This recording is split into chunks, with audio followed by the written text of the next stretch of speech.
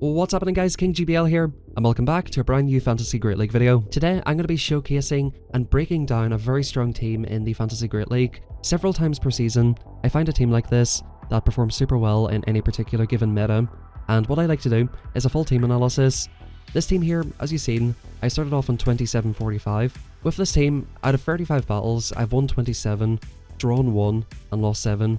Almost an 80% win rate with this team, pretty insane, and what I want to do today is showcase all of the bad leads, all of the tricky matchups I had, walk you through the matchups so that if you want to use this team for yourself, hopefully you can have similar success and start making a climb towards veteran, expert, or of course legend in the Fantasy Great League.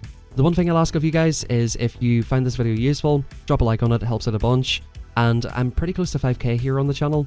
If you would like to see more videos like this, if you're interested in finding out good teams and improving in Go Battle League, subscribe, it's absolutely free, and we're getting super close to 5k. Big thank you to everybody, and without any further ado, let's hop on into the battles. Now, one thing I want to mention is, I know that a lot of you might not have Giratina. I think you can probably replace it with Flygon if you don't have this Pokemon. I know it is quite inaccessible. The function of Giratina in this team is to basically beat the Steel types, beat things like Registeel. This thing really struggles against the likes of Empoleon and Sandslash, so those will be matchups I show in the video. But if you don't have Giratina, try to swap it out for something that does pretty well into Steel types, like I said, such as Flygon, or another type of dragon if you wish. With Flygon, you will have some better matchups in the lead, but of course you'll have some worse ones. Giratina definitely is super strong here. In this first battle here, what you've seen was an Azu lead, pretty negative lead for Giratina, but Giratina can put in some work. Even if you're using Flygon, just go to 7, throw a move, and then come into your own Azu. Try to catch the move if possible. In this battle right here, the opponent had an Empoleon lead. Empoleon loses the 2s if they're non-Shadow. However, if they're Shadow, they can basically Steel Wing down your Giratina. So Shadow Empoleon's very tricky, non-Shadow is manageable. Now Empoleon into Giratina is not a particularly bad matchup for Empoleon, so the opponent swapping out usually suggests that they have 2 answers to Giratina in the back, especially because one of them is a Dragon Breath user. They pretty much want to come into Empoleon, get an energy lead, and that will allow them to beat the Giratina pretty comfortably. Because as you can see here, play roughs don't add up too much. Once again, we're an Ice Beam and Azu. I do think it has very useful function. I decide here the opponent has 2 answers to Giratina, we're going to let that go, and they come into a Dragonite. We come into Skarmory, go for the Skarmory Farmery here, and the opponent actually, again, I cause people out for baiting here. The opponent baits the Dragon Claw. It's like whatever at this point. I just want to farm this the whole way down. I will take the Superpower, because of course the opponent will make a Hydro Cannon with Empoleon. We'll farm it the whole way down, get off 1 or 2 moves here. Arguably, I should have went for the Sky Attack first, because if I land a Brave Bird, it puts them into farm down range, and we just about make another move. I'm just kind of hoping the opponent shields at this point, and we should be able to clean it with Giratina. However, the opponent lets it go, knowing that we will make it to a move, and yeah, that's good games well played. Empoleon can be tricky. If they stay in, you're going to see later in the video what happens if they stay in, so stay tuned. If they stay in, it can be a little bit tricky. Skarmory lead, I like to definitely chip here. I end up going for a CMP tie. It's 8-7 for Sky Attack or Brave Bird. The opponent lets the move go. Most of the time, if they're staying in with Skarmory, they do let the move go, so I do like to full send. What I like to do here is if the Brave Bird, of course, farm them the whole way down. If they don't, you cannot farm them down in 7, so catch the move in Skarmory. They do go for Brave Bird this time, and they come into a Turtonator. Turtonator a little bit tricky, of course, for Skarmory. I did find that Skarmory in the back. It's not traditionally a safe swap in this meta, I don't think, but the opponent actually surprisingly lets that move go. If you ever get a situation like this, come into Azu to absorb the damage. Instead of having to shield your Giratina, they of course go for a blind move here. They actually throw Flash Cannon, which is pretty insane. Of course, a little bit of functionality for things like Azu, Tapu Fini. The opponent comes into their own Giratina, and this should be fairly straightforward at this point. Bubble, of course, is resisted, but it will add up to the point where if we land an Ice Beam, we can basically Shadow Claw down. So of course, the opponent will be shielding here. This is a 50-50. I love a Shadow Ball, so I decided to let it go. I go for a 1 and throw here, or maybe I bank the move. Actually, what I expected was the opponent to go for catch, because normally they would do like 1 Shadow Claw and catch. That's what I was anticipating. I'm going to shield the Giratina. I am still anticipating a catch, and yeah, I pause a turn, just to make sure the opponent does not go for that nasty catch. That would basically lose the game for me. Bang, we take out the Giratina. By the way, Ominous Wind does about 45%, 40%, something like that. So in the match versus Giratina, you only really need to go for Ominous Wind. If they're a little bit healthier than that, of course you will have to full send the big move. And in the next match, again we have Empoleon lead. The opponent's staying in this time, and this is really, really tricky. The best way I've found out to play this matchup is, because like I said, they can Steel Wing you down. I do like to try and catch a move here, build up to back-to-back Ominous Winds. If the opponent does not further energy immediately, they will of course get taken out by an Ominous Wind. The opponent froze right away. So basically we've got an Ominous Wind stored, which will take out the Empoleon. We've come in with Azu. We're getting a bit of an energy lead. And I find that Empoleon leads don't tend to have crazy answers to this. I go for an Ice Beam. The opponent would not have expected this. They basically want to bank this energy and get out of here, which completely makes sense. However, they end up throwing a move. I think they still try to bank some energy and get out. The opponent's trying to make this as awkward as possible. They bank a move, I think, there, and come into their own Azu. So this is still a little bit tricky. We're up a shield, but we basically have to keep a shield for the Empoleon. I was thinking about getting out there. I think potentially you could be thinking about banking a move at this point, maybe coming into Skarmory. I think I just decide, because the opponent's got a move, I've got a shield. I'm happy enough just to let my Pokemon go down here. I'm expecting the opponent to potentially throw a blind player off, which is exactly what they do. I take it on Skarmory, come into Giratina, and if they do come into their own Empoleon, they'll basically be able to get shielded and farmed down. The opponent comes into Giratina. Can we make a move? Unfortunately, we don't quite make a move, but we still have a Skarmory, we still have a shield. Because the opponent stored energy, I'm expecting them to full send this, then come into Empoleon. I do love that move, but I think the move hits harder from Empoleon. So I decide, okay, we get rid of this as soon as possible. I pause a turn, make sure I don't get caught on, and we're going to try and Steel Wing down the Empoleon. The opponent will make it to a Hydro Cannon, of course. Now this is just a question, can I farm it down in time? Super close matchup. Empoleon, really tricky, but we do get a draw on that match. In the next battle here, a negative lead, but the opponent swaps out immediately, which is kind of weird. They should at the very least stay in to go for a Breaking Swipe. It does a decent little chip into Giratina, but we do end up just Shadow Balling the Skarmory. If the opponent swaps into Skarmory, you just chip it and go into your own, basically. The Shadow Claw damage will be consequential. You can probably get up a little bit of energy. Sometimes they shield it, sometimes they don't. Just full send the Shadow Ball. Sometimes they're just trying to get a farm down with something, like use the Skarmory to draw out something, like draw out a Reggie, or draw out a Sandslash, or whatever it is they're trying to draw out, an Empoleon, get energy with the Haxorus and try to go nuts with it. That's typically what the opponents try to do here. I realise right here the opponent will go for Brave Bird, so I decide to shield it, farm it the whole way down. We're up a shield, we get off 2 moves on the Haxorus. I make a slight mistake here. I probably should have full sent the bird, because like, yeah, they're just going to no shield. However, this is either guaranteed knockout or shields. Bang. I think the opponent definitely misplayed this quite a lot, and at this range, guys, we just have Giratina versus Giratina. I go for a nasty catch here on Azu, and that's just absolute curtains for the opponent. So in the end, could the opponent have played that much better?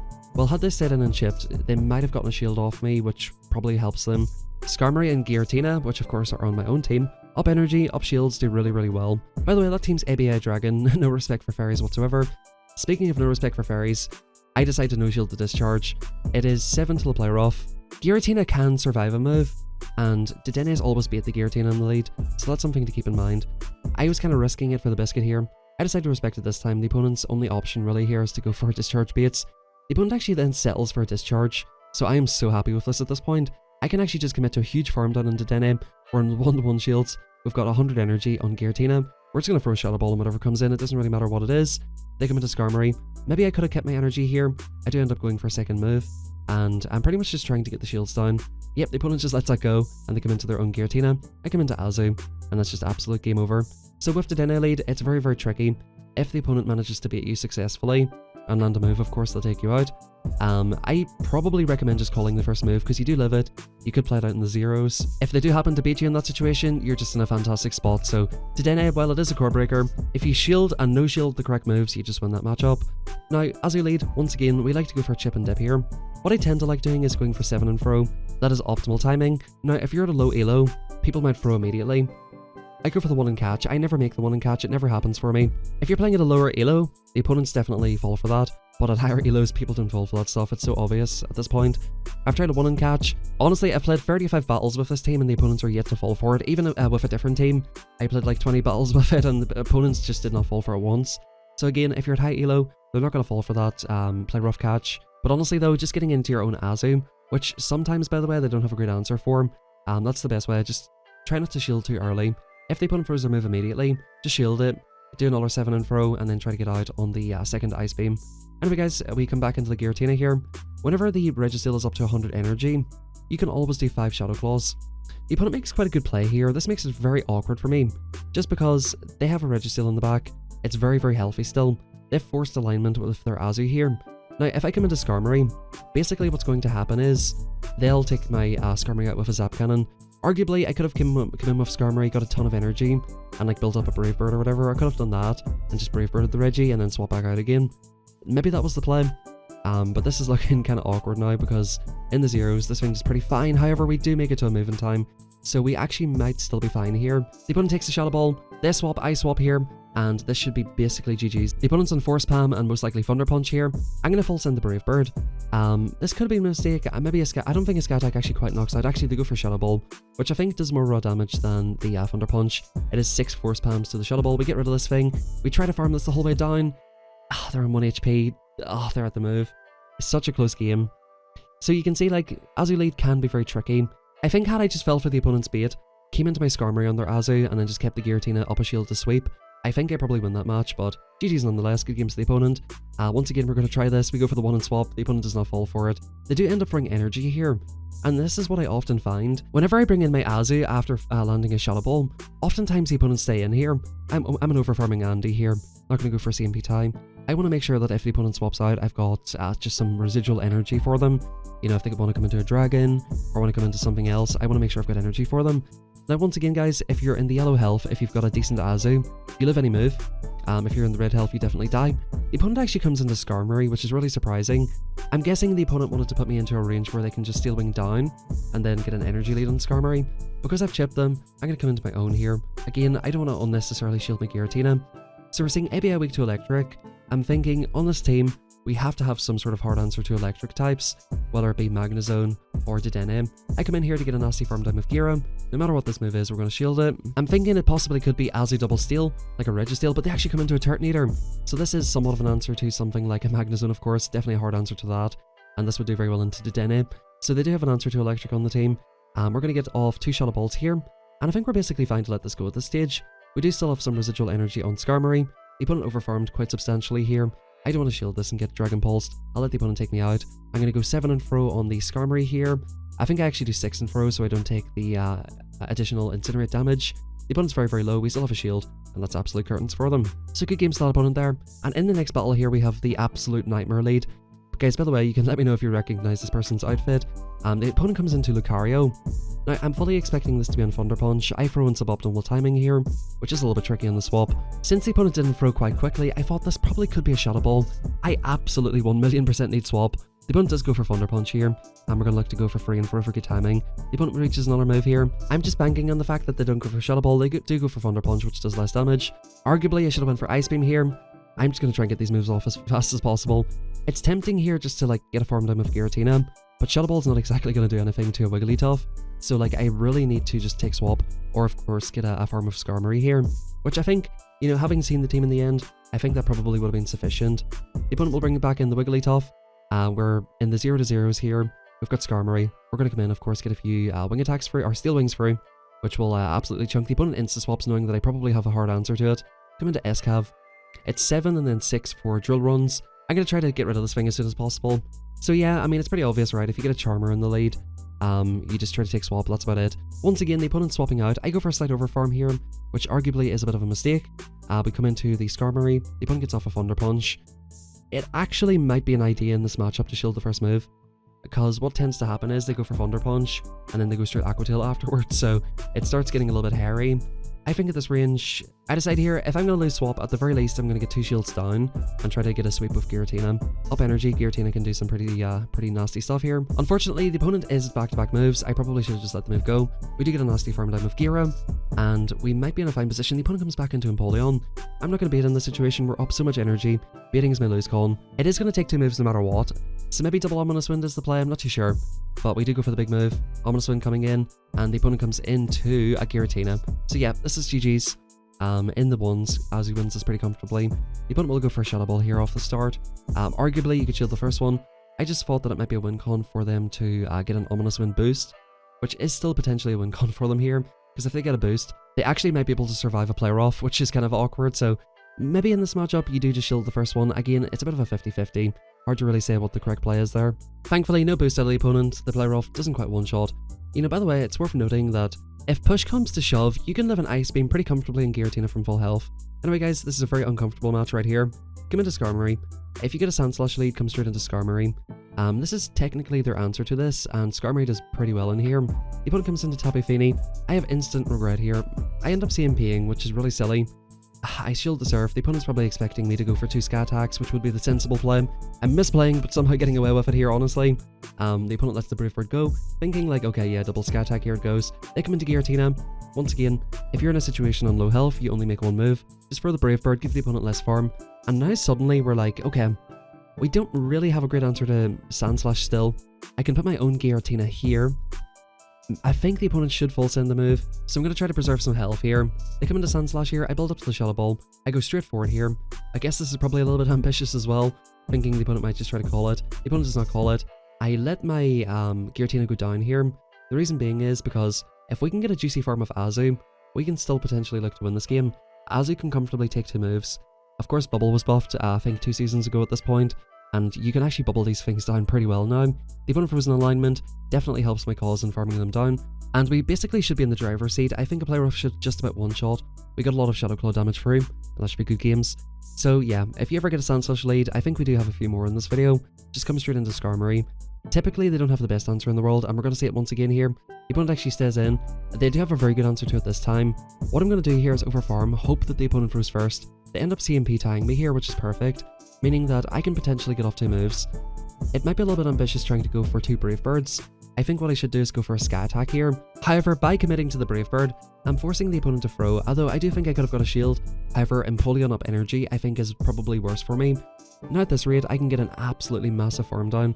I have to let this go. It does about 40%, 35-40%, something like that. We can take it. The opponent goes in for a snipe, and this sort of gives me half a chance here. As we've seen, Azu can do very well into this. This time here, I go for the Ominous Wind. We've got a ton of energy. The opponent, of course, will want to shield it. I go for a catch on the Ice Punch. This is absolutely huge. We're making our way back into this matchup. We've banked an Ominous Wind. We've brought the Azu in. And typically on these teams, like Sandslash is supposed to be somewhat of an Azu answer. These teams do tend to be a little bit soft to Azu in general.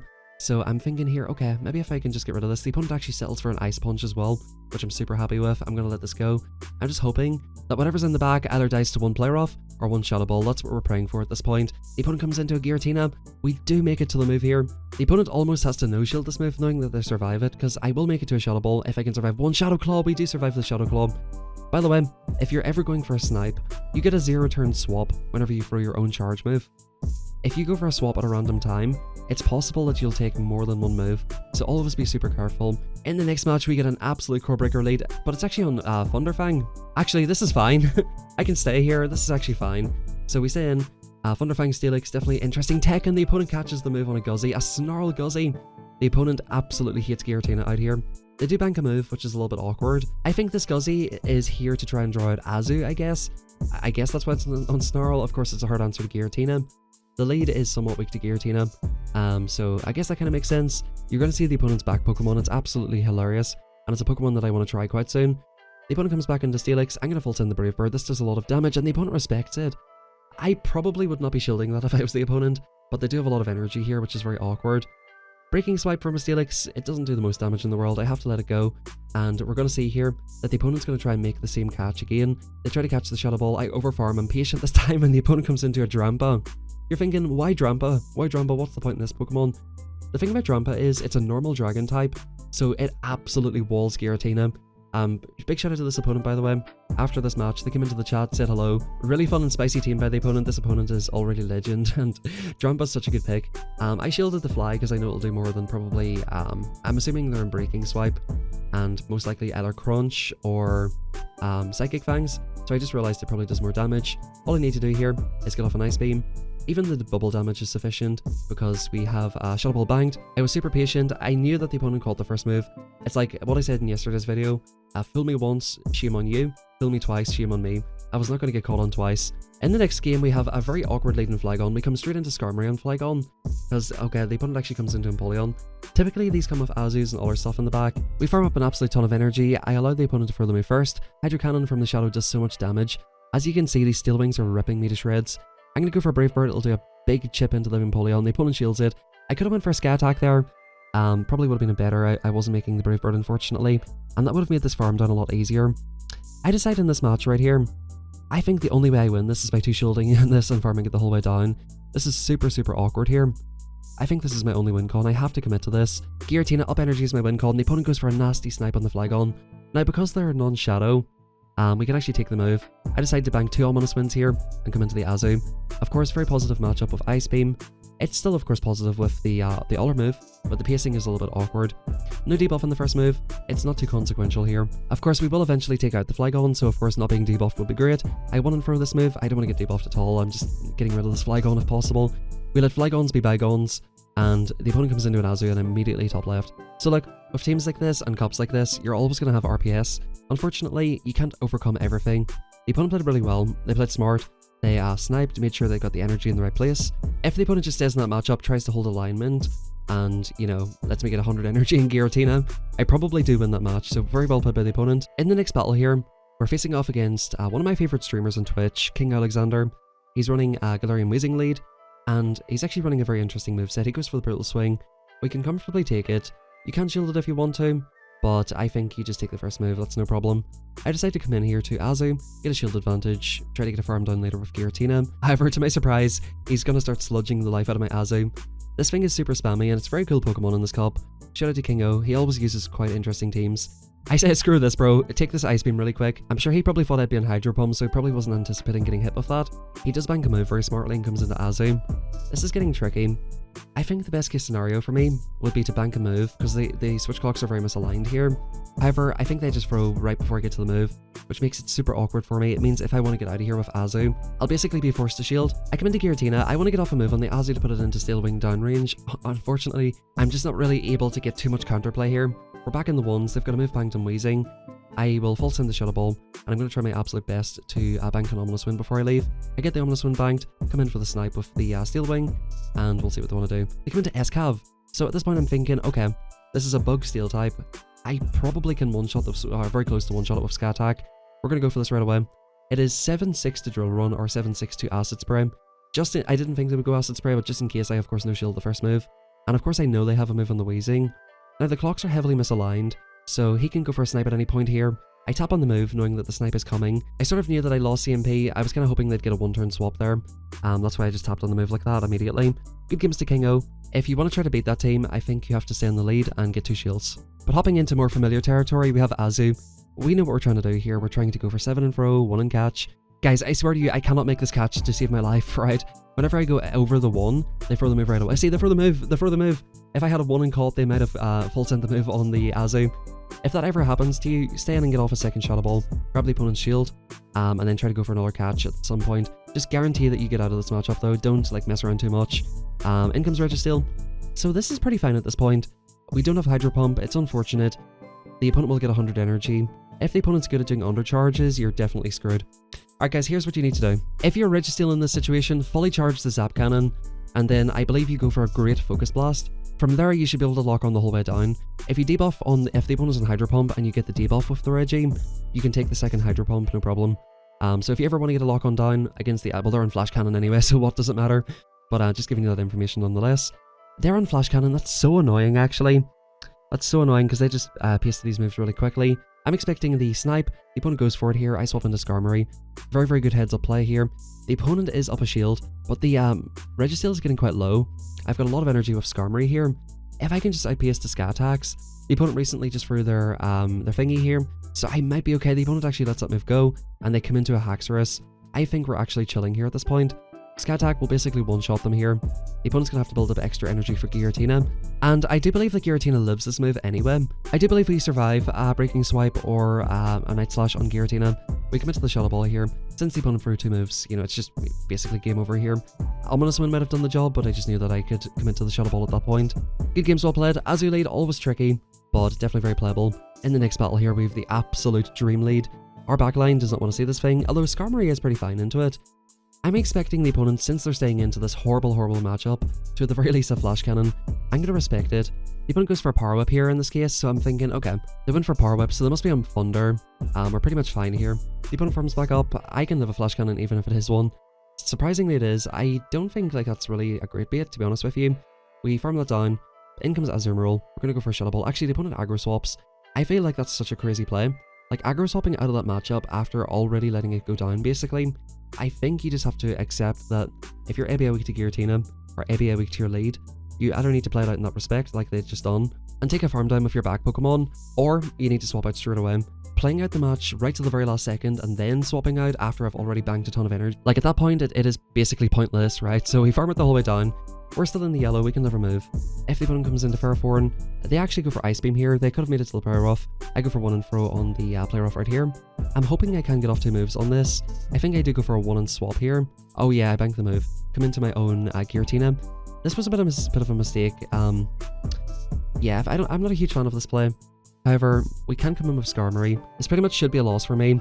The opponent will definitely make it to an overheat. They make it to 2 very comfortably here because they got a nasty farm down on the Giratina. I probably should have threw both my moves with Azu and then came in Giratina and then tried to sweep with Skarmory at some point. But yeah, we're basically screwed. Oh, the opponent's on Flash Cannon. Wait, do we actually have a chance here? We full send the Brave Bird, of course making sure that we do knock it out. No point not knocking it out here.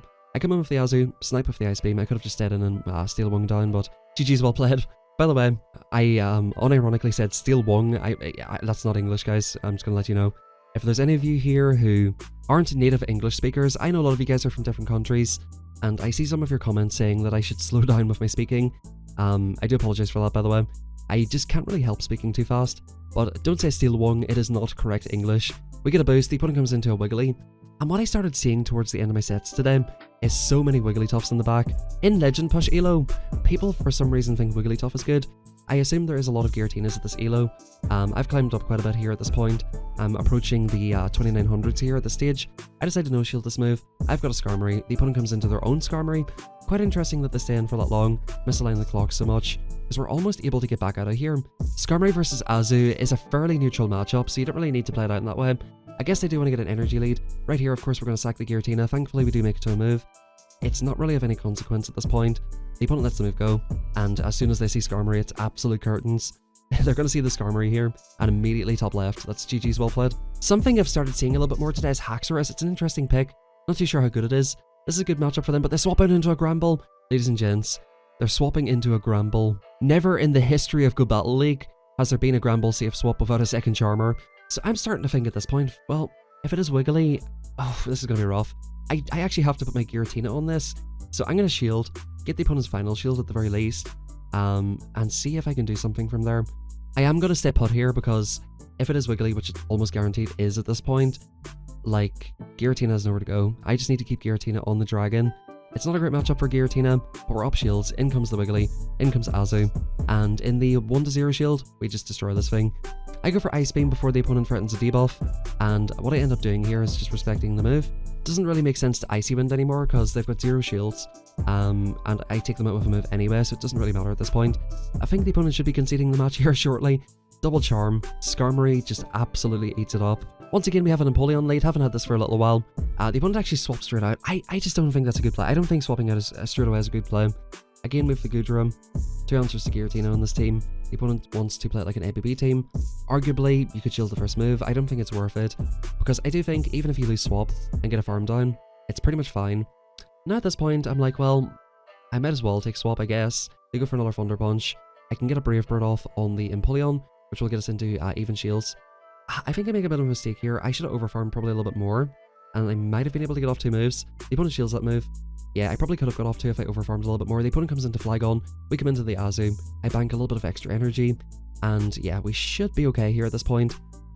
The opponent goes for Scorching Sands. The Shadow is certainly a lot better into Azu, and this is one of the reasons why I really think Ice Beam is super worth it. Just that little bit of pacing advantage versus the Flygon makes a massive difference. Because if they get up energy, like, look how much these are doing, bro. These are doing a ridiculous amount of damage here. This is awkward. I kind of have to let this go. I could have shielded one of those Scorching Sands. I kind of have to let this go. The opponent comes into Empoleon. The one thing that the opponent done wrong here was probably not banking a move. Although they probably would have got Shadow Balled, so I can sort of understand why they didn't. They go for Drill Peck here. I decided that the opponent's going to make it to 2 moves here, and they're not going to make it to a move on the Aller thing. I survive a Drill Peck, harmless the whole way down, go for a Shadow Ball, and that's game over. Once again, we're letting Flygons be bygones. Dude, that kills me, bro. That joke that I came up with is killing me.